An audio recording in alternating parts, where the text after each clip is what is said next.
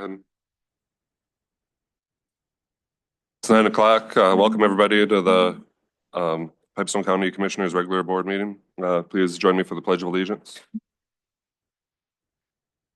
Pledge allegiance to the flag of the United States of America and to the republic for which it stands, one nation, under God, indivisible, with liberty and justice for all.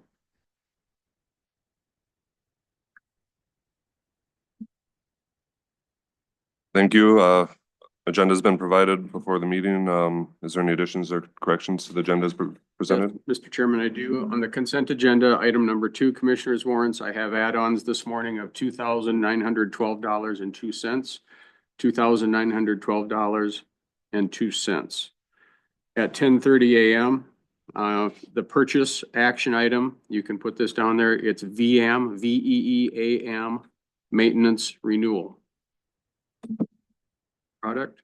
And then we will also have a closed executive session under IT security issues, Minnesota statutes 13D.05 reports.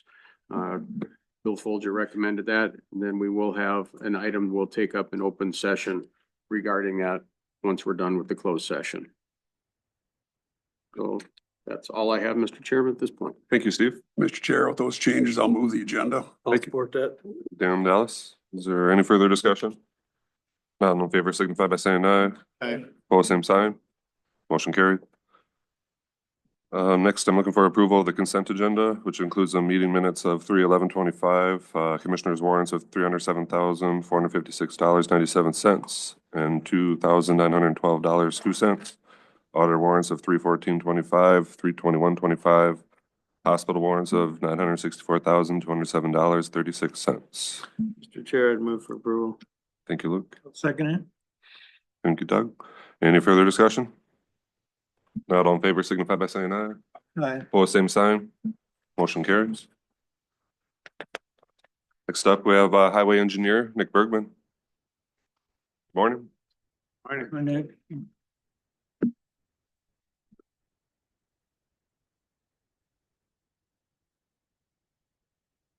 All right, pretty light for me today. First up, we got federal approval to move forward with our overlay project that runs from on County Road 18 from starts by John Deere and Edgerton and heads all the way up to our CASA 8, which is the road that heads into Holland. So we would like to set a bid opening date of May 13th at 10:30 a.m.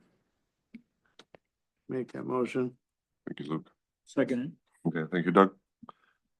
All right, motion a second to set the date of May 13th at 10:30 a.m. for the overlay.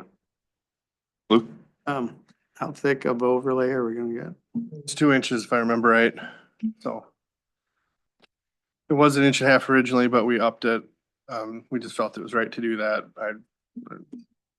I can't remember all the exact reasoning, but I mean, it's a main road. Some of the bumps were getting a little bit thicker than what I wanted to try to fix with 1.5 inches. So, yeah, 2-inch overlay, I believe, on that one, so. Are they, excuse me, are they milling some off? No. Oh, you're just going on. Well, there's some spot milling where they have to tie it in with some curb and gutter. You know, we don't want it sticking 2 inches above that, so those areas will be milled down, so, but, majority of it will not be milled. Okay. Correct. Any other questions for Nick? All right, I'll call the question. All in favor, signify by saying aye. Aye. Opposed, same sign. Motion carries. All right, next up, this is the, it'd be the overlay on the south end of Main Street in Edgerton. We wanted to do that in conjunction with the federal overlay to try to capitalize on pricing. But if we let it in the same contract, then it federalizes this job and it increases some of the weird federal requirements that come with the federal job.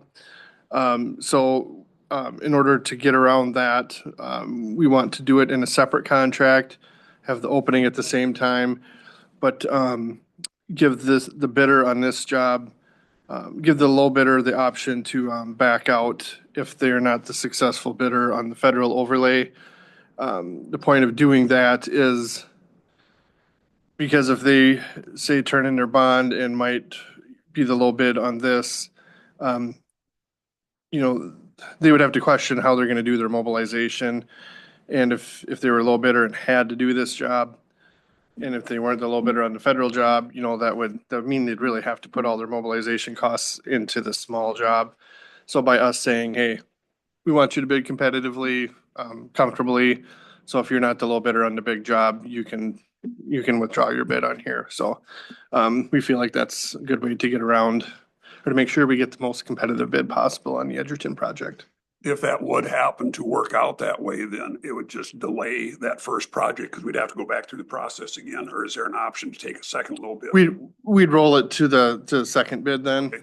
assuming that we only get a couple bidders usually. So we're thinking that, if the low bidder on this job withdraws their bid, then it would go to the second place low bid, which I would think would almost certainly be the person that got the big job, but any bidder that isn't the low bidder on the big job has the opportunity to withdraw their bid after opening, so. Yep. So we felt that's the best way to get the best price possible, so it's a little, Motion to, oh, go ahead. Motion to approve the bid opening. I will second. Thank you, Dan. Motion second to approve the bid opening.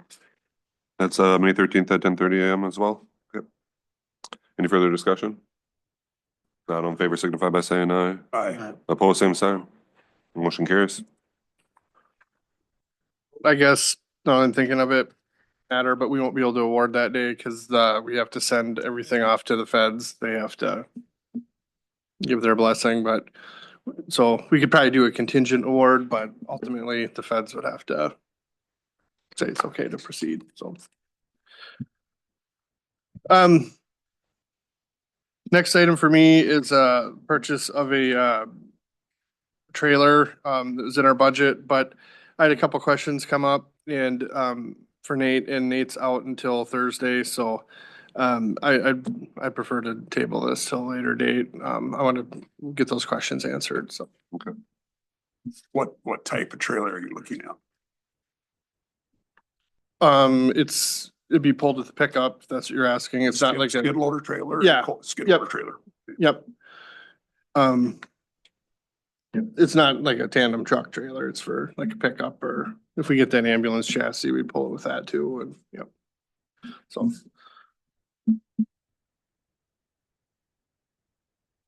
All right, that's all I had. Any other questions for me? All right, thanks, Nick. I told you. Just a comment on that road I asked about by the Lincoln County line. Oh, yes. I did confirm with their commissioner yesterday that they were intending to just leave it gravel.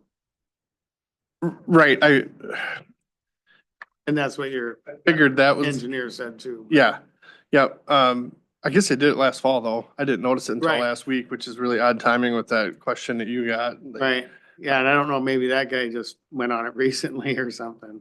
Right, but the timing is just so odd that we both noticed it at the same time, but here it happened 6 months ago, so. You go off 15 and it curves along the county line and then eventually goes north of Verdi. Yep, yep. And apparently where our road ends and their road starts, they basically milled it down and they're gonna just leave it gravel.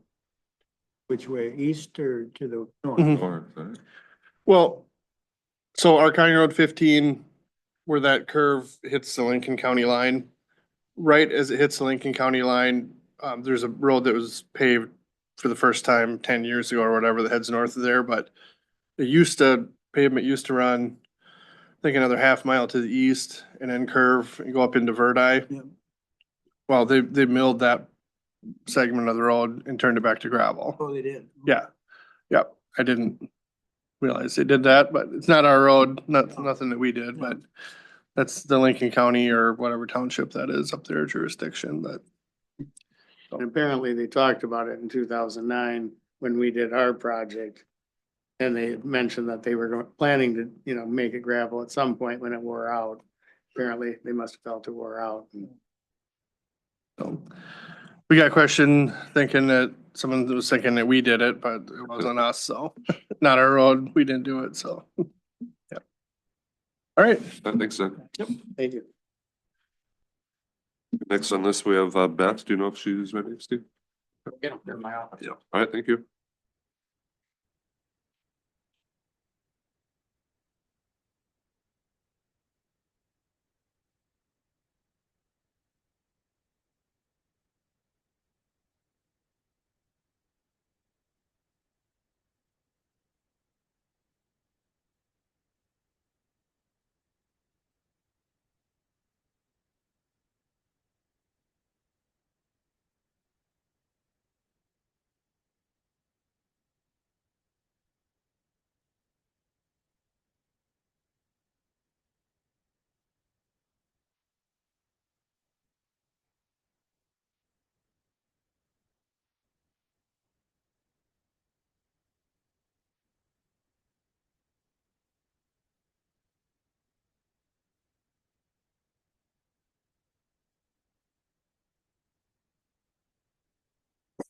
How are Morning. you? Good. And Yeah, please have a seat. Yep. There's room for everybody up there if you want. Yeah, we can move some more chairs up. Yep. okay, I'll sit down. Oh, good, so that's great.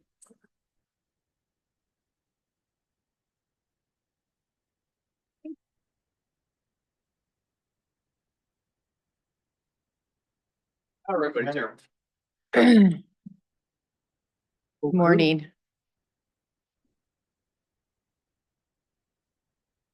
Office closed. So I'm done. Just about got us outnumbered. Yeah, I see that.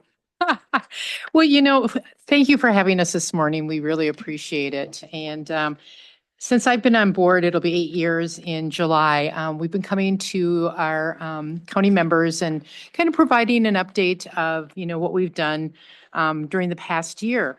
And for the first several years, I think one of the things that was a concern for most of our county commissioners was the fact that we were not fiscally healthy. And so we worked really, really hard over the years to become more fiscally healthy. But this year, I thought it might be fun for you to hear from my esteemed colleagues about the work that they do in each of their departments. We're a big agency. We do a lot of work. We touch a lot of lives. We see a lot of families and individuals come through our offices, whether that's in Pipestone or Ivanhoe or Marshall. We have the 6 offices, and so I wanted to bring my colleagues who are more content experts than I am. I kind of oversee the day-to-day, kind of the high-flying information. And so a couple things I just wanted to briefly talk to you about prior to handing it over to my colleagues is I hope you all know, I'll have them introduce. It's Cindy Nelson, Nancy Walker, myself, Carol Buren, and Lisa. So a couple things I just kind of wanted to tell you from my point of view that have kind of risen to a level of what we're keeping our eye on is, of course, we're in a legislative session. And so we're just kind of keeping our eye legislatively, what's going on both at the state level and at the federal level. And so we're just kind of keeping our eye and our ear to the ground on those kind of things. We'll be going into our budget process, in May, hoping that there will be the governor's budget released and we'll have gavelled out of session and we'll know where we're sitting. Yeah, I know, Dallas. I see you. I hear that. So I think that we're, again, kind of watching, what the temperature is both federally and at the state level. So one of the things, of course, that we're a little concerned about, and you've heard it, is the cost shifts back to the counties for some of the programming. The other thing then that would be at a state level we're looking at, but then again, also federally, we're looking at some changes to potentially medical assistance. We're also looking at some reductions maybe in our SNAP benefits. We're also looking at a state level, we're looking at the Minnesota African American Family Preservation and Child Welfare Disproportionality Act that will go into effect. Full implementation for our 6 counties will be January of 2027. We know that there is not a fiscal note attached to that, that passed in the last session. We've got 2 pilot counties, Hennepin and Ramsey, that have started implementation. And so we're a little concerned about potentially what the fiscal impact to our agency will be, as there will be some changes to the work that is done in the child protection arena. So we are concerned about that. We have Western Mental Health Center now is our mental health center for all 6 counties. They took Rock County over as of January 1st of this year, and I was at a Western Mental Health Center meeting yesterday, and my understanding is they are getting lots and lots of referrals from both Pipestone and Rock County. I think it's probably a bigger endeavor than what she had initially anticipated, but lots of folks getting the services that they need. So we're very gracious that Sarah Ackerman and her team and her board approved her to take on Rock County. So again, they've grown big enough. I think that they're looking for some new digs, so that they've got 2 offices right now. And so they're looking to see if they maybe can find some rental space that would combine it. So they would just be a one-stop shop instead of having to go different places for different services. The Mental Health Consortium has a new fiscal host with McLeod County. They do have a new joint powers agreement as well as bylaws and a new structure. So those are a couple things. Prime West lawsuit is still pending, so we have not heard yet. So that's been going on for quite some time. So, and then of course there was legislation last year regarding CARMA, which was the county administered rural medical assistance program, and that was to replace, the whole county-based purchasing platform. And so I'm not quite sure where we're at with that. So those are kind of the things that are on my agenda. And so, again, I think, with things that are happening at the state level and the federal level, we certainly don't want to what if it. We could what if it to death. We don't want to provide any angst for not only ourselves, but our staff. I mean, our staff are, hearing things. And so we have always been an organization, we have been a group that has always said that we don't want to balance our budget on the backs of our staff by laying staff off. And so we're already having conversations. We were meeting in Steve's office. Thank you very much for your office today. To talk about, what are some things that we can do. When I came on board 8 years ago, we kind of had to pull some things in, everything from printers to making sure that everyone was using our fleet vehicles. Now, we've kind of creamed that the easy button has happened, and now you start talking about how can we be more efficient, more effective. So we're looking at different ways. We had an IT director who left the agency. We're holding that position open for a period of time. We have some other, we have about 15 open positions on a regular basis, and Nancy can talk about that. But we're kind of holding those right now. Our biggest expense is staff. And so staff and benefits, salary and benefits. So we're looking at different ways that we can, without really having to make deep cuts, how can we, if this comes forward, what will it look for us? How can we do it? And how can we maintain not only quality services for families that need us, but also we can provide some stability for our staff and know that they are very, very important to the work that we do. So I'm going to turn it over, and I'm going to turn it over to Lisa because she's our finance person. And I'm going to let Lisa, and I'll switch places with you.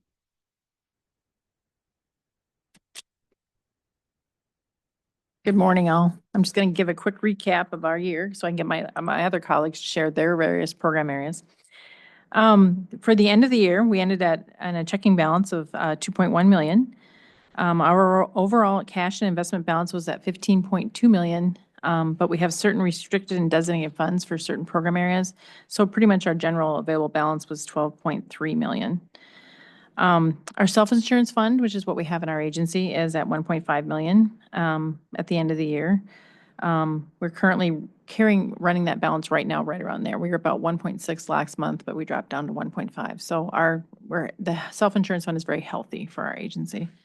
Fund balances at the end of the year for public health, it was 3.9 million. And for human services, we were at 8.5 million. From a budget perspective, public health was 2% under budget for revenues, but they were also 9% under budget for expenditures. So their expenditures were over a little bit by 60,000, but they also have a 12-month reserve on hand. So Human Services, we were 3% over budget for revenues, but we were also 3% over for expenditures. So we kind of ended right at budget.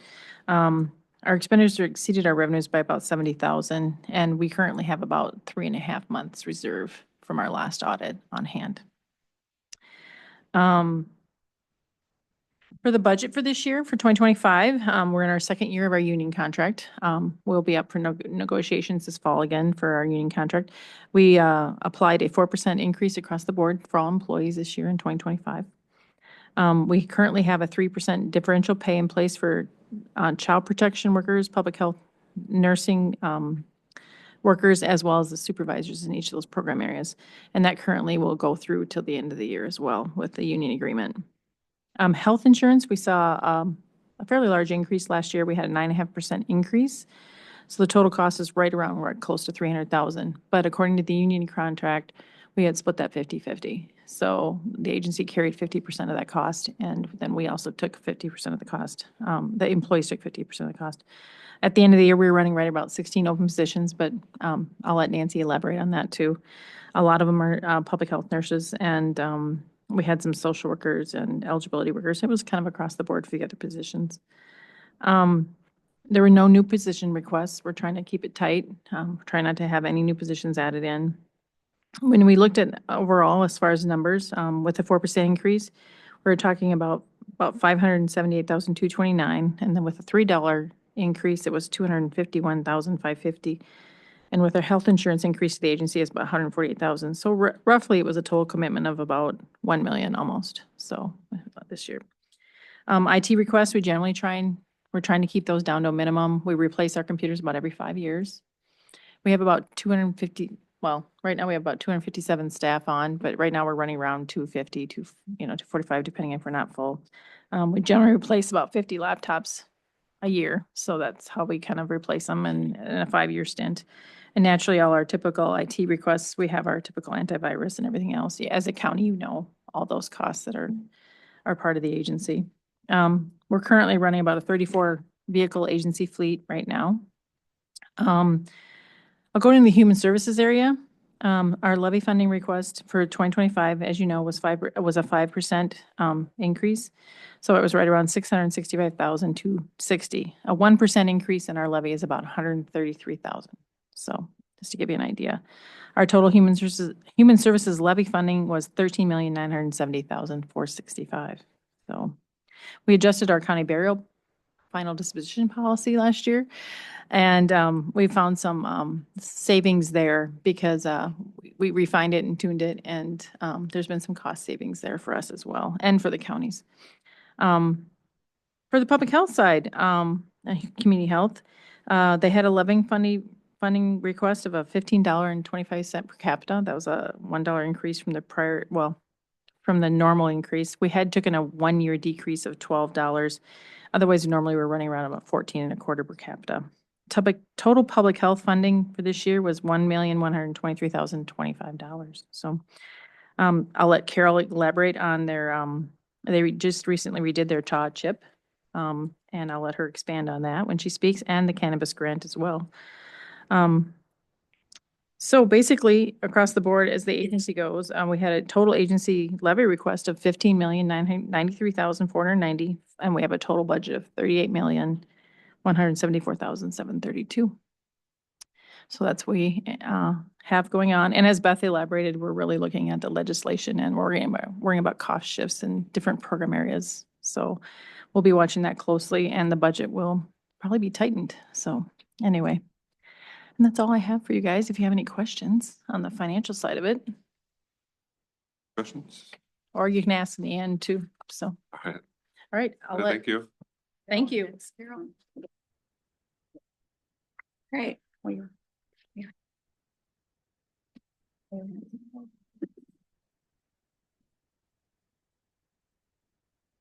Morning. About public health, and that is way more, less stressful than the human service side, right? Because our budget looks a little bit better, so it's a little different. So maybe a little less stressful Thank you. of a conversation. So I gave you some handouts. So over the last couple of years, COVID was good for us for public health in one way. We got some restored funding that we very much needed. So that's one good thing about COVID, right? So, so I've listed all the programs here. I'm not going to go through those for you, but we do a lot of different things. We work in family health, adult health, a lot of health education programs that we do, and then the environmental health services. So basically, public health, our goal is to keep people healthy, right? So whether it's the food that you eat when you go to the restaurants, is the water that you drink, is that safe? Do our little kiddos, are we trying to get them a good start in life? Do they get all their immunizations? And then disease prevention is a very big part of what we do. Probably don't even know that tuberculosis is still out there. That's probably the disease we work with probably the most, and you don't hear about it because we're doing our job. So that's the good news. And tuberculosis it takes a long time to get it, so that's also the good news. So doesn't spread quite as easily as measles. Although we are watching those outbreaks very closely, measles would be, if that, our vaccination rates are pretty good, and measles is very, very preventable. So that's the good news with that. Our vaccination rates are higher, but that's something that we kind of keep a pretty close eye on. So those are our programs kind of in general. On the back side, and I'm not going to read through all those either, are some of the things that we did in 2024. So Lisa talked about the CHA and the CHIP. That's our community health assessment. And then we do an improvement plan. So we look at all the health data that's available, state, local data, and then we hold community meetings, gather input from our partners. We did some surveys and really just gathered all that information, and then we prioritized the health needs. And to nobody's surprise, mental health is at the top again. So not a surprise. Dental access, which in Pipestone is so wonderful. Dan provided me a quick update last week, and so it sounds like the dental clinic here is going very well. So, those are the top things. Childcare rose to the top. There's not a lot public health can do with that, but that also rose to the top. So speaking of the community health assessment that we did have some additional funding. And so this other handout that you see, the Credible Mind. So this is something that we launched last fall. And so and we've done a lot of community presentations around this. Different schools, community groups, businesses. We've just been out getting the word out.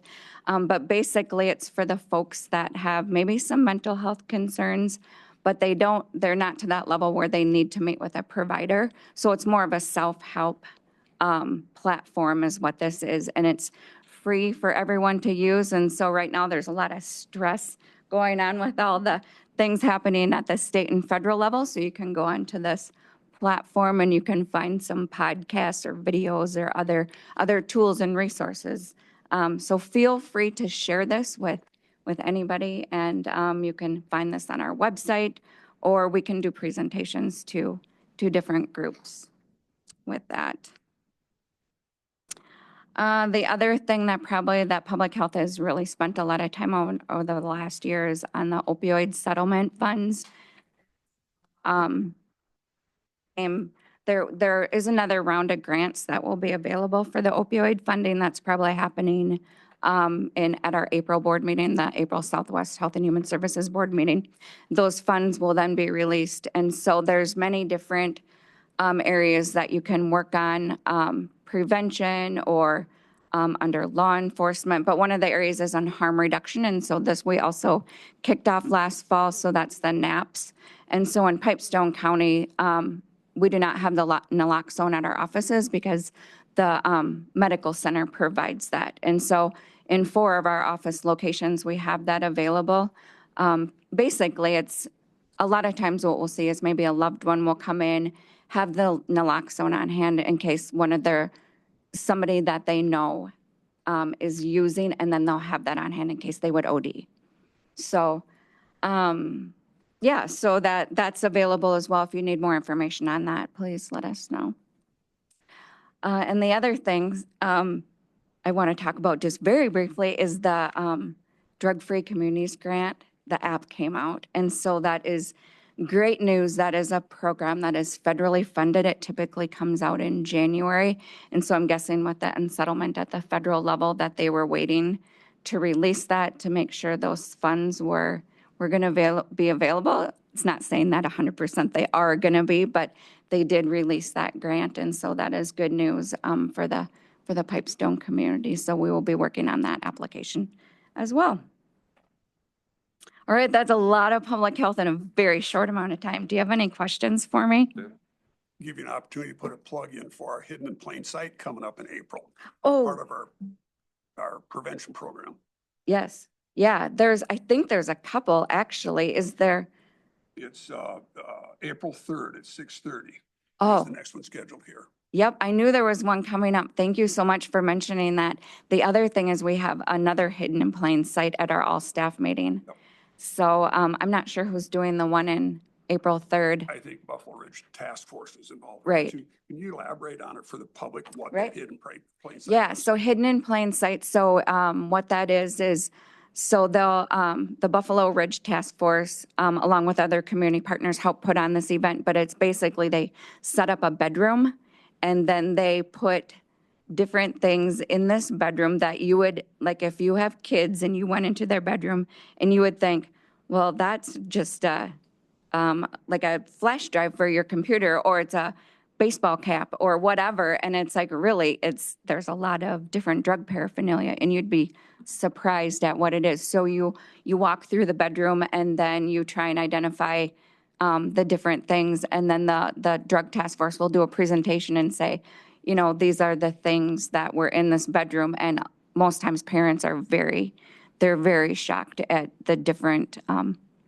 things that are available. So, One was done at the school a year ago. Yeah. Lodge. So really encourage people to come and check it out. Your eyes will be opened. yeah. Thanks for Thank you. plugging that.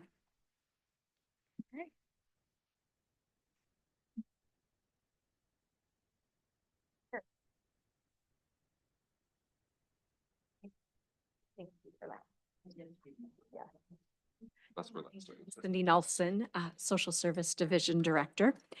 Thought I would touch on a few things from the year 2024 that I think were to know. Overall, in social services for adults and children caseload, there's been some stability in our caseloads overall. Some programs have increased, some have decreased, and I can tell you a little bit about that. At any given time, we have about 3,300 social service cases, and those are covered by about 110 social workers and case aides. Every program area has some limits on how many cases you can have. For instance, child protection, they want you to be between 10 and 15. Some of our elderly waiver, they might be closer to 100. So every position is a little bit different. So the program areas that trended higher in 2024, one of them is CADI, which is Community Alternatives for Disabled Individuals, and that's been up about 40%. And those services are for disabled adults and children in our communities. So we serve about 400 clients in that program area. Another area that we saw an increase is adult protection. And we've seen about 100% increase over the past year. So we've doubled in cases. In 2024, we investigated about 120 cases. So that's in the 6 counties. Another increase has been our area of children's mental health, which goes hand in hand with the CHA or the CHIP, I guess, which identified mental health as an area of concern in our programs. And we're serving about 100 children in that program area. A couple areas that trended a little lower. One was SUD, or chemical dependency, also known as substance use disorder. We have one position that's open in that area, and we've held off on filling that. So that might be part of the reason that those caseloads are lower. We are following some potential language to increase the reimbursement rate for both care coordination and comprehensive assessments. The rates are not quite where we'd like them to be, and so we're holding off on filling that position until we know more. But we did serve about 200 cases in that program area. Another area that went down a little bit is that of adoptions. Now, our out-of-home placements have stayed the same or have increased, but we believe that we're doing a better job in transferring children to relatives and therefore not having to terminate parental rights. Have been quicker to finalize in some of those cases. We're really prioritizing finding appropriate resources for kids that can't return home. So we saw a little bit of a decrease there, but we still finalized adoptions for 34 kids in our 6 counties in 2024. We did see a slight decrease in adult mental health holds in 2024 compared to the last 5 years, but we still served about 150 of those type of cases last year.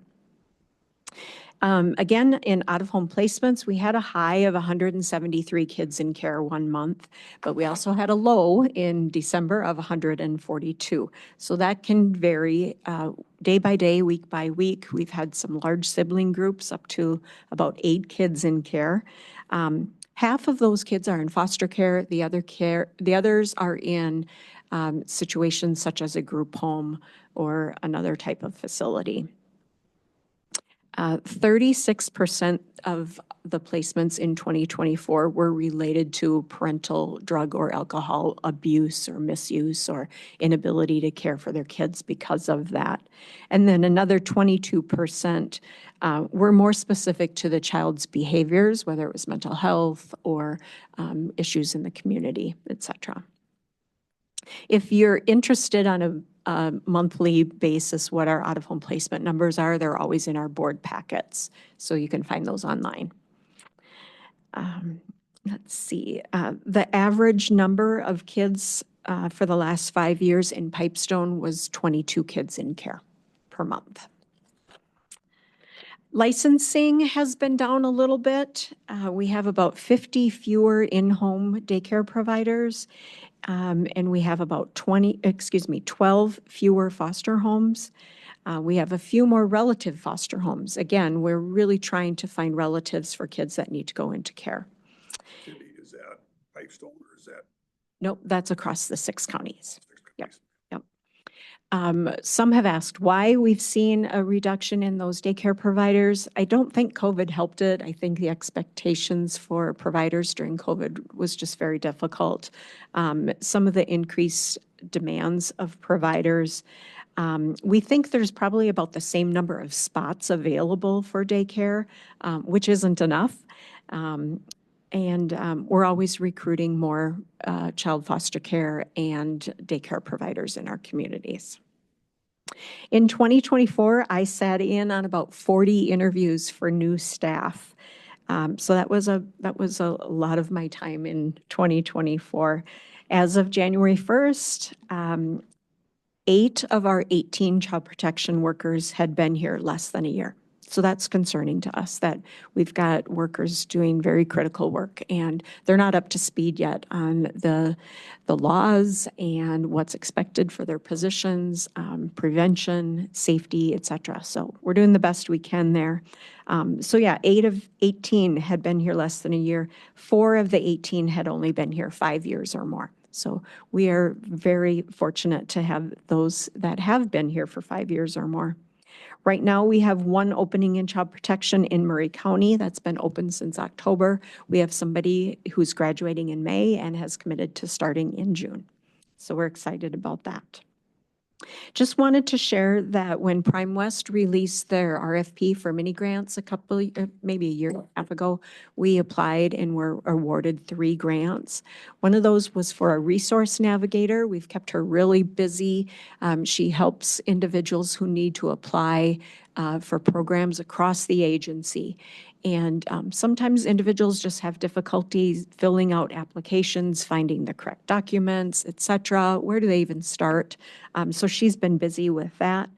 Another mini grant was for reflective supervision of some of our child protection staff and supervisors, and they've been happy with that. Our third one was for a part-time parenting time person or parent educator. We've had a really hard time keeping that position filled. We've had about 3 people in that position, just can't keep it filled. And so we recently made the decision to let that grant go, just because we've had a hard time. And then just being conscious of what's coming in the future, if the grant would run out and where that position would be funded, et cetera. So I have been here 34 years, I believe in May, and the last few months have probably been the most overwhelming and challenging that I have seen. Lots of unknowns, lots of changes, lots of great work that has been happening, but just some scary times for many of our programs. So any questions for me? Just a comment, again, with all the challenging times. So nice, again, you highlighted how our partnership with Prime West, how that has benefited the entire agency. And again, I think people quite often overlook the fact, again, that is a county-owned group and how it helps support our county. So we've got some good news too with that, with all Yes. the doom and gloom. Yes, we do. Yes, yep. It's been nice to partner with them, like you said. Yep. Hey. Question, regarding relative foster care. I know in the past, I've heard of cases where, say, somebody was, would be willing to do it, but was not selected because of use of marijuana. Now that it's legal, would that change the outlook? Yep, I would say it would, as long as it's not impacting their ability to care for the child. Yes. Maybe no different than people drinking. Correct. Yeah, as long as they're not using in front of the child, we would look at that. Anything else? Thank you, Nancy. Okay, well, I guess I'm the last. Not the least. I'm Nancy Walker. I'm the deputy director. And I'm going to talk about some of the programs that are in my division and then also a little bit about HR operations. So I do have the income maintenance programs, which would be, of course, cash assistance, food or SNAP, Supplemental Nutrition Assistance Program, and then, of course, healthcare. During COVID, we kind of saw our cases kind of stay right around 13,000 cases across the six counties. Just recently, we did see that drop a little bit. They're now taking away a lot of those different things that we couldn't do during COVID, and now we have people that are dropping off. With that being said, yes, we have some cases that are closing, but we are also seeing new cases come in. The economy, et cetera. We see people experiencing food insecurity as well coming in. The income maintenance programs, the bulletins are just ever coming. They're constantly changing. Lots of changes in those programs. So staff are kind of having to learn and relearn quite a bit. And they've also changed some of the monthly reporting requirements as well, too, really going to, you have the application and then you have review periods versus monthly reporting. Lisa did talk about final disposition, which was a change that we made to our policy last May. Prior to making that change in that policy, we were running, I think, about 11% over budget. And again, we have a responsibility to bury the indigent, but we made some changes in the policy so that we were indeed the payer of last resort. And we were actually able to reduce our budget in 2025 by $50,000 by doing that. So that was quite significant. Another area that is in my division is child support. And again, child support really has 3 main duties. They establish paternity when children are born out of wedlock. They also establish court orders between the custodial and the non-custodial parent. And of course, they enforce those orders. Those cases, we've not seen increases in child support cases over the last few years. We're running at about 2,600 cases over the 6 counties. Many of those cases that we provide services to are non-public assistance. That means neither, the custodial parent's not on public assistance, and child support is an excellent way to help families stay self-sufficient. And they have not had any major changes, unlike the income maintenance programs. Another fun fact, child support just celebrated its 50th year in existence. And our child support supervisor just gave a presentation to the board in March, and we had a very good report about the accuracy and the self-assessment of our program for child support. And our cost-effective ratio was second in the state, which is something to be quite proud of. The other item I'm going to talk just a little bit about is HR operations. As Cindy stated, and probably Carol and everyone sitting here, we've all been sitting in a lot of interviews. I feel like I've been on a hiring hamster wheel for the last few years. And we've had some really hard to fill positions. Cindy alluded to, for example, the part-time parenting educator, but public health nurses and RNs have been a stinker.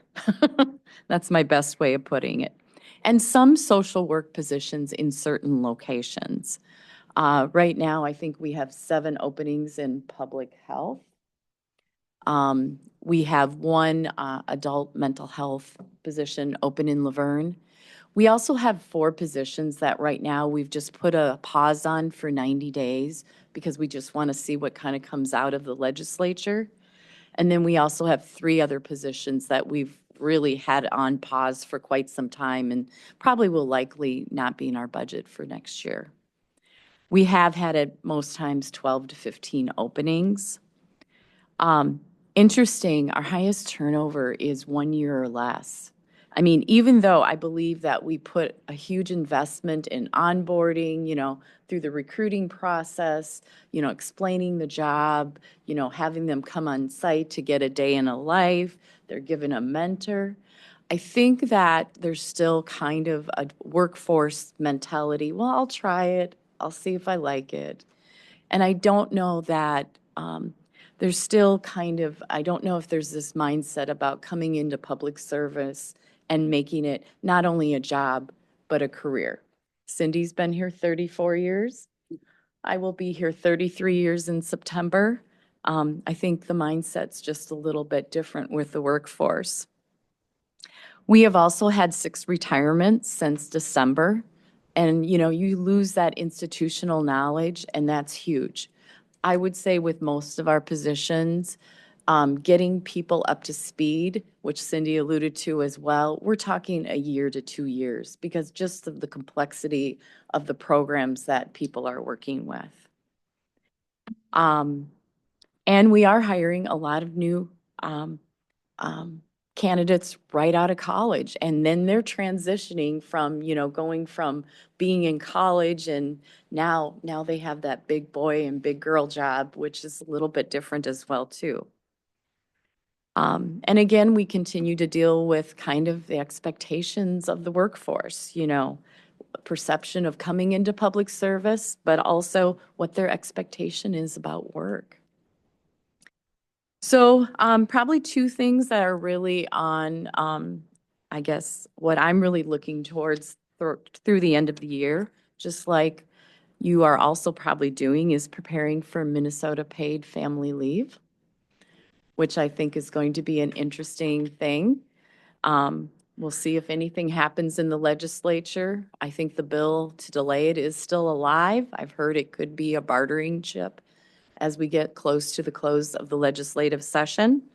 We are looking at possibly, and I gave a presentation to our board last week about the possibility of maybe having our own private program versus going through the state program, which might actually even have a lower premium cost. And also our union contract ends the end of this year, so this fall we'll be back at negotiations, which also could be challenging with the current financial forecast. So that would be the end of my report. Any questions for Nancy? Not for Nancy, but I do have a question for Beth, though. You had made reference to Western Area Mental Health. When Southwest Mental Health left us, has that been 3 years ago, Steve? And at that point, we entered in just to a contract with Western Area Mental and seeing how it's going to work. And now they've added Rock County as well. So I guess I'm looking for some opportunities for us to get more involved with Western Area Mental Health as far as governance. Have you heard anything at all from Sarah Ackerman at this point? Yep. Because I think it's time, but I will communicate, and I have, and I will continue to do that, so.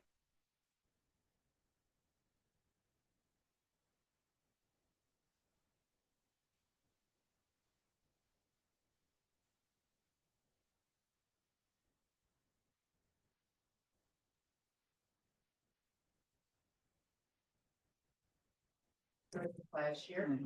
Sometimes my eyes glazed over. What I probably should have. I would encourage any of you.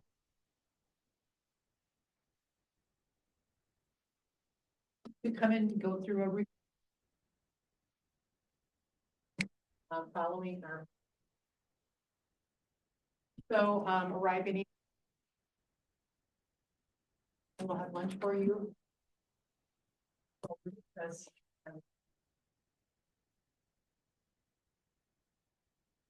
we're more than happy to have. Good. What time is that again? Between, I would arrive, in Marshall. Never know how boards are gonna. And 10:45 last. Never happened to us. Generally because I talk. So we are gonna offer that up, and I think it's a good refresher. Things change from probably when you first did your orientation. What we're now, so we'd love to have you.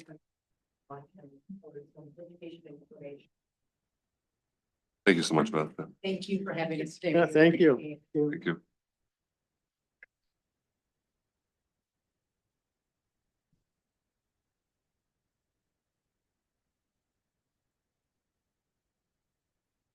Sure, Yep. yeah, absolutely. Thank you very Yep. much. Yep, thank Good you. seeing you. Great seeing you. Thanks for your presentation, guys. Thank you.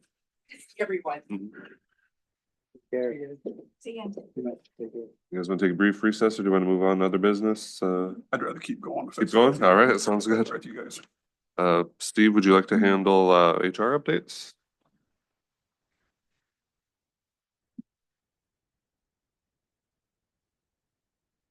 Do have three things on the docket for today. The first one is request for board action for hiring a senior engineering tech.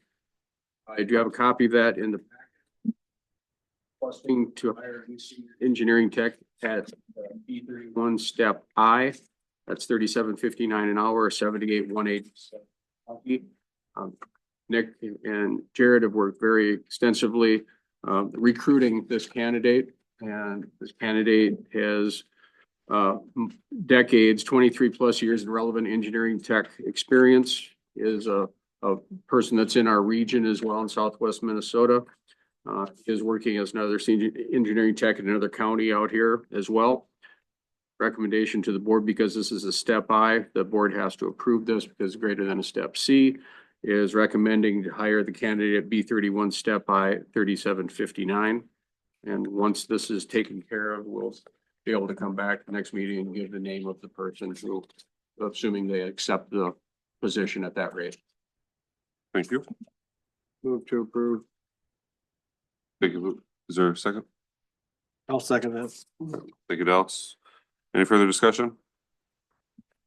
Was this a new position or this is backfilled? This is a backfill position, if I recall. It's been open for a while, hasn't it? Retirement. Yeah. Yeah, that's what I thought. Yeah, and we went down. Yep. We're actually down to one tech. Thank you, Nick. Is there any- You're almost having to do it yourself. Pretty much, yeah. Yeah.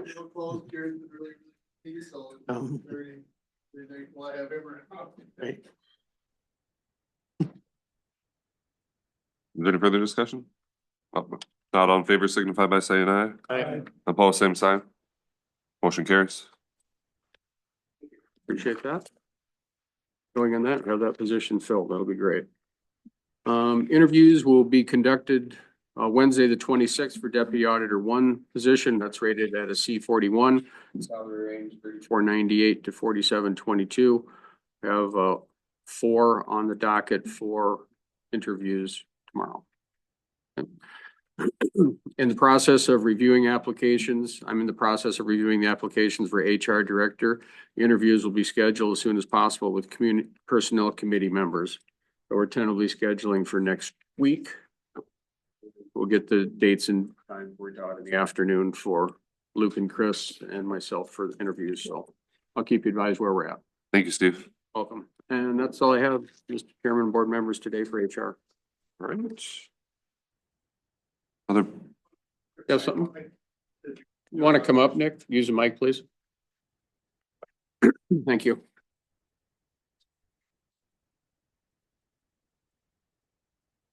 One quick side note, I said Jared's been doing a lot of extra, but I should have included Eric in that too. They've both been doing a lot extra in the meantime, so. See him, say thanks to him too, so. yes.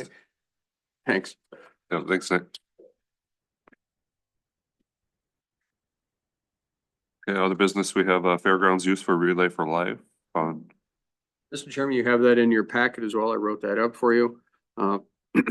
Relay for Life is requesting approval to use the fairgrounds and the bathrooms for Relay for Life on Thursday, August 2025 with no fees for the facility. It's a community type event. They're requesting the grounds, bathroom facilities and the blue exhibit building. Most events will be outside. Skip, Fair Board Chair, has been contacted. There is no conflict there with the use of the fairgrounds. And Pipestone County Fair this year, just as a reminder, is July 30th through August 2nd. So it's a full week after that. I do have a copy of their liability insurance on file at this time. And this request came from Melissa McCorkadale to me, and I said I would bring it to the board. There is a history. The county has allowed Relay for Life to use this several times over the past years. They've moved it around to different locations from the courthouse. Last year they had it at the lodge. And this year they'd like to go back out there. Parking apparently has become an issue with these large events out at the lodge and getting enough space for people to come in and do it there. So I decided they want to come back to the fairgrounds at this point. Mr. Chair, I move that we approve the use of the fairgrounds for Relay for Life, August 7th. Thank you, Dan. I'll support that. Thank you, Dallas. Is there any further discussion? Not all in favor signify by saying aye. Opposed, same sign. Motion carries. Thank you. I'll let Melissa know. Appreciate that. How are the bathrooms at the fairgrounds? Actually, I was out there last week and looked at them. There's one stall in the men's bathroom that has I would call it a shower curtain because there's nothing left for the door to hold it on. The other stalls are in good shape. The heat's been on all winter, so nothing's froze up. And that's primarily due to use of the batting cage out there. Instead of freezing it up, it's talked to Wayne about it before he left. It's a lot easier to keep the heat on than it is to try to flush and drain everything and do that. So it seemed to be in reasonable shape. They do need some care, but I mean, I think with some. That'll have to be done before the fair anyway. Yeah, we'll have to get another stall in there. And the stall that was busted up was the one for handicap. It was the first one as you go in the men's bathroom. But all the rest of the fixtures, I mean, they're all working and everything. So, but it's not like all the panels are laying on the floor in busted heaps or anything like that. So they made it usable. So it'll be good. Aren't we planning to renovate that at some point anyway? That's Gotta do to be something. That's to be With the blue- determined by the fair board. The whole blue And building. the whole has to have building. something. Right. But it is very usable the way it is now. And even that Absolutely. one stall that's got the shower curtain. Yeah, it's certainly usable. The commode itself is still usable. Yeah, the fixtures are still, they're not, they The shower weren't curtain destroyed. instead of a stall door, so. The damage at the fair was to the stall dividers is what unfortunately happened. And that'll be a project we'll work with our new maintenance director here going forward here. Sorry about that.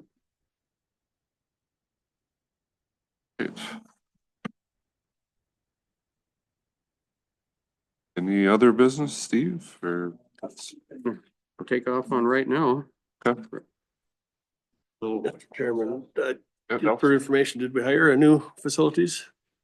Yes, we did. I think you were going to, Yeah. Kyle Evans. He is- And he starts March Yep. 31st. Starts March 31st, okay.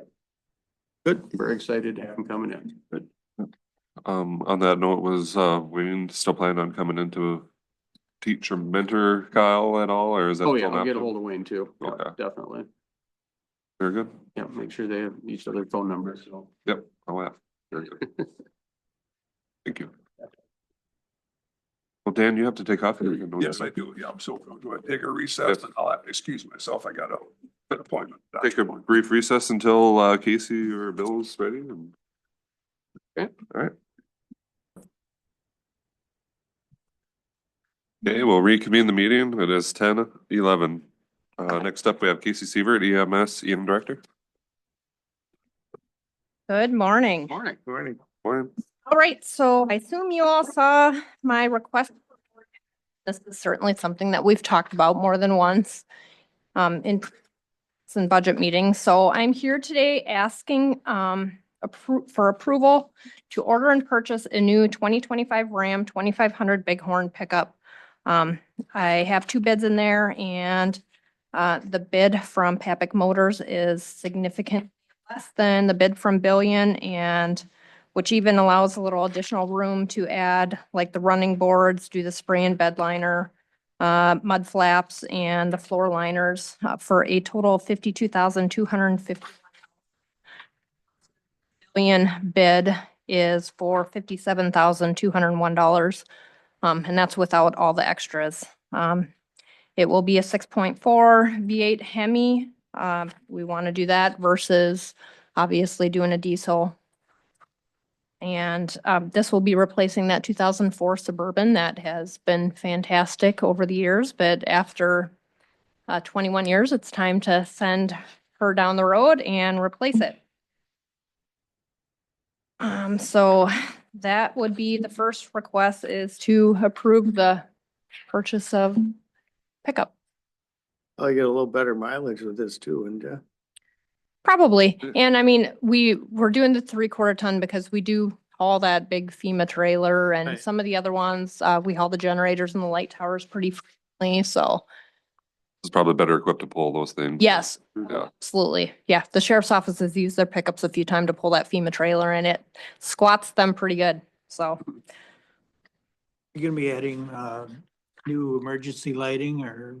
we will be. I've talked with Edison about doing that, so I know he's got a few extras. I did budget 5,000 for equipment to upfit this truck between lights and installing the radio and the lights. I think the plan for the box, because with the Suburban, I don't know if you guys have ever seen it, but we have the third row out and we have the big pull-out racks.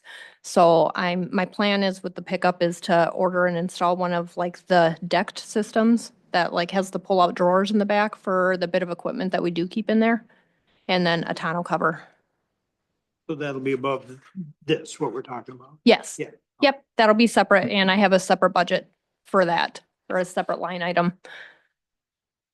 The budget amount for the pickup itself was the 55,000, and then I budgeted 5,000 for the additional upfitting of it, so everything should be well within that. Is there a motion to approve Casey's request? Chairman, motion to approve the purchase of a pickup from Papic. Thank you, Dallas. We have a second by Doug. Is there any further discussion? I appreciate the bids that we get from Papic. They are very competitive. Very competitive. See the name on there now, I know now, wow, I know why now. Yeah. Yep, absolutely. All right, any further discussion? Not all in favor signify by saying aye. Opposed, same sign. Motion carries. You, and then the second part is we have the 2004 3/4 ton Suburban. It's got just over 133,000 miles. It has the 6.0 in it, and I'm requesting that be declared surplus equipment and then authorization to advertise it for sale on govdeals.com. It's an online government auction website. It's been used by Rock County, by Murray County, by City of Pipestone. I know the sheriff's office has sold stuff on it before. We don't pay any of the premiums on there. And I included in my part of the packet, there's the email from the gentleman I've been in contact with that explains that a little bit more. But I feel there's still a very strong market for the 3/4 ton Suburbans, so I feel that advertising it online will get the best push out to prospective buyers and whatnot, and we'll get the best results from that. I agree 100%. We also do have 21 of the old Motorola Minotaur 5 pagers. They are from the early 2000s, and we just finished replacing those and upgrading them. We have all Minotaur 6 and now Minotaur 7. So we retired all those and a couple of old Striker stair chairs that we want to declare surplus property to and also put on that website.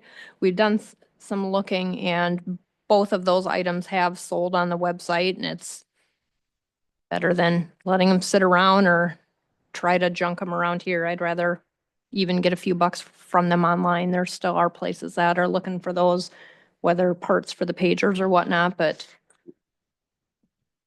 I agree with your approach. I'd move to declare all this stuff surplus. Authorize the sale on the website. Thank you, Luke. I'll support that. Thank you, Dallas. The government gov site, we got a new van for Plum Creek and we only spent 55 for the van. We got 12 something on the government website for our old one and 200,000 miles on it. So oh, nice. It was great. It was really a bonus for us. right. I think you're able to reach out further to the people that really covet those types of things. And I think the same thing with the Suburban here. I could see that getting a lot better price. It with is. reaching There's a out. huge market for those yet. I mean, there's so few of them and they don't make them anymore. Especially, yeah, that size, that year, the engine, everything. I could see that fetching, yeah, Sounds good. decent money on there. So, all right, we'll call the question. All in favor, signify by saying aye. Aye. Opposed, same sign. Motion carries. Thank you Casey. very much. Any other questions or anything? Nothing. Thank you. Thank you.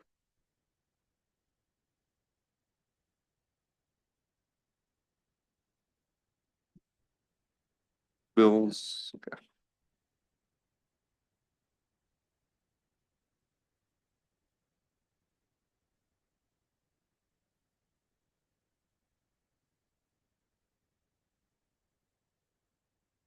We were really surprised how much we got for that thing. Especially for 200. 200 plus, Yeah. 225 or something like Some people just say it's complete junk and Make a camper out of it. yeah. that. Somebody will do something, yeah. Or food truck or. Two people wanted it, I guess. Okay, there. It only takes two on an auction. Yeah, yeah. Well, even that old sign truck, we didn't know if that would fetch any money, but there you go. Taylor's driving that all over town. It does, still. I see it all the time, I know you spent many hours underneath Oh, that. yeah.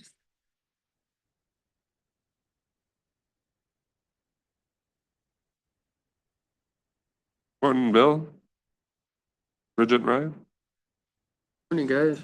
Count 'em. They can come up to us if you'd like. Come on up. Ryan, you can go up. Can't hide in the back now. Two action items. Which one would you like to handle first? Start with this one from Veeam. Okay. Veeam's our backup and replication software that we've been using for about 7 years now, and it's time for renewal. Last time we did 3 years. This time that we're gonna do 1. We'll see where they go over the next course. This is kind of what we do, what we use. We're not planning on changing this at all. It's very effective, and it lets us back everything up to Sunday. Any other questions about? Are there times you have to use the backups? Oh, yeah. Oh, yeah. There are times if we need to recover a file or if a box just gets corrupted. Sometimes we'll do an update and it never comes back. So we can roll it back to where it was and reapply the update and cross our fingers and hope it works this next time around. But yeah, This is the typical pricing for this type of thing.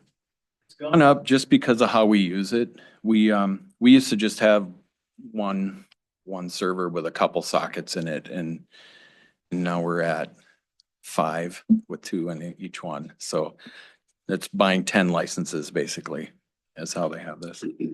This has gone to a subscription base, but we're still grandfathered in the old way, right? But we'll see where that goes over the Right. next, That was my question, is how long do you see that lasting? So. yeah, the subscription model sooner than later. It's in the budget, Bill? Yes. Yep. So motion to approve Bill's request for the Veeam. Okay, I'll support that. okay, thank you. Is there any further discussion? Okay, not all in favor signify by saying aye.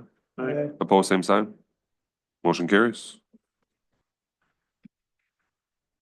And looks like for your next item, we'll need to go to a closed session pursuant to Minnesota statute, section 13D.05 subdivision 3D. To discuss security reports. Soon as Steve's ready, I'll seek a motion to go into closed session. Okay. Motion second to go into closed session. Any further discussion? Not all in favor signify by saying aye. Aye. Opposed, same sign. Motion carries. We'll begin the meeting as soon as we are ready.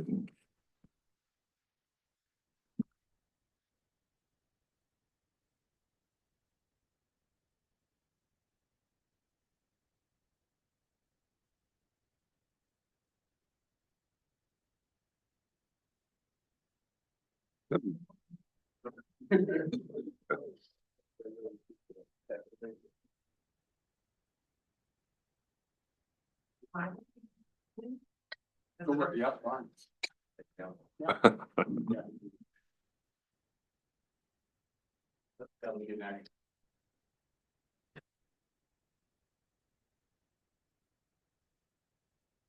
Thank you, guys. Take care.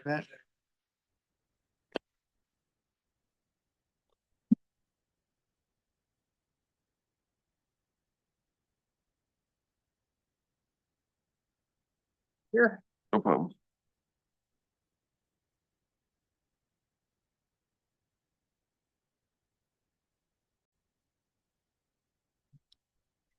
We are now back in our open regular session. The time is 10:36.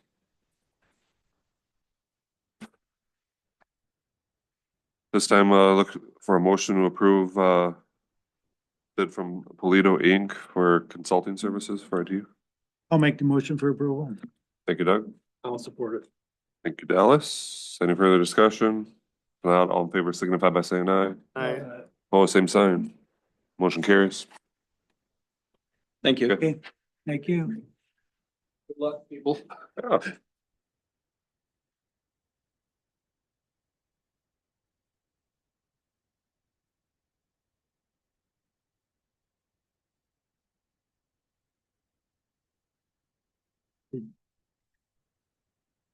Time sensitive, we're waiting for no, I suppose that's not even time sensitive, is it? That's not a public hearing, so we're just waiting for Amanda at Yeah, this let's point. wait for Amanda to get here. I'm just hanging tight instead of going into recess, since it's only a few minutes, or do you want to hit stop recording? Pause. Pause, okay. Recess. Oh, okay, we'll go into recess. Time is 10:37. Hey. Okay, reconvene the meeting. The time is 10:40. With us, we have Amanda Sandy, the auditor treasurer. Good morning. Hello. So I've got a new home abatement application that we received. So what we need to do here is kind of review the application, and if we're good to go forward, we can schedule the public hearing. A few things that are a little bit different with this one that I just want to point out. I don't see any issues with it, but want to point those out in case there is something I'm missing. So this application was received from Zach Venable. I hope I'm not mispronouncing.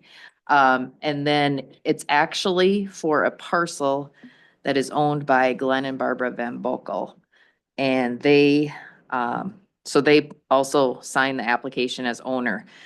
It's gonna be a second house on an existing parcel. So Glenn, has a house there. Zach is gonna be building one. They don't intend at this point that they're gonna split the parcel. They may at some point, but right now the plan is that there'll just be two houses on that one parcel. So that's why we parties signing the application. Also, they did make a comment that they have their plans here as to what they're planning to build, but they may change that. A few things they mentioned was adding a garage or even a basement. So, which obviously with the assessors, that could be a substantial change in value and that sort of thing. Right now, it's been, valued at the plans as presented. And with those, the annual abatement amount is estimated to be around $404. So obviously that could change if the market value changes with how they adjust their plans. Just curious, we wouldn't have to take separate action on that. That would be handled up there by their office, correct? Sorry, what was that? We wouldn't have to take action to change any of this, if they do decide to change. To change. That would be handled We never completely have, upstairs, you know, generally, it is quite common that they may make some changes to their original plans. I don't know if it's ever been anything this drastic, but I think the biggest thing is just making sure you guys are aware of that the amount and the estimated amount that I give is always current year tax rates. And by the time we end up getting through the process, we're at totally different tax rates generally because it's at least a year, if not more, down the road before we finally start paying off on completed projects. Question, Yeah. the building permit, the valuation says 65,000. So that would be, I don't know for sure on that part of it. If they put that down, if, you know, they wrote their little description on too, they estimated also cost. said the estimated cost is 62,000. So 65. I'm not sure if they're looking at what they're looking at for Just the- building it themselves, but Okay, but the, that's not affecting. Just We- because that's written there doesn't affect. the assessors always do their own. Yeah, okay. Valuation. That's what we use, because we always use the valuation from the, But this one says 65. Right. County building permit is only a certain amount anyway, so in the city, Well- it would be percentage of the final. Just asking why the difference. Sure. Yeah. It's listed as a house somewhere along in here too. Oh, okay, yep, that makes a big difference too. Yeah. Well, and I understand why they're not transferring the land. It's a parent and daughter. Annika is their daughter. Yep. It's been Buckle. And Buckle. And Buckle. And Buckle, yep. Okay. Thank you. Okay, very good. Motion? Yes, we do. I would like to make the motion. Schedule a public public hearing. hearing for 10 a.m. on April 22nd. Is there support to Alice's motion? I'll second that. All right, thank you, Doug. Motion second to set a public hearing for 10 a.m. on April 22nd. Any further discussion? Not all in favor signify by saying aye. a Opposed, same sign. Motion carries. little more of an explanation. Glenn is a carpenter too, so I'm sure they're gonna do their own. Yep. He hopes he gets it done for that. He won't. No, I said he guarantee you that. Menards. Right. No, I'm just kidding. Thanks. You don't have to pay labor, that makes a difference. Big Yeah, difference. that does help, Yeah. yeah. Thank you, Ben. Wonderful. So you saw something about a house on this? Barn dominium. Yeah. No, okay. That's a new one. I haven't heard that one yet. Yeah. I like it. Makes it sound kind of upscale. Yes, it does. I like that. More fancy than Shouse. Yeah, it was kind of described, I think, Single-family for home, house too, but there's no, Oh, I don't barn see any dominium, shed that is. area, just Mhm. the house. That one before. It'll probably end up to be mother-in-law's house or something. All right. I think that concludes our regular business and other business. Is there any other business come before the board today? Move to adjourn. Thank you.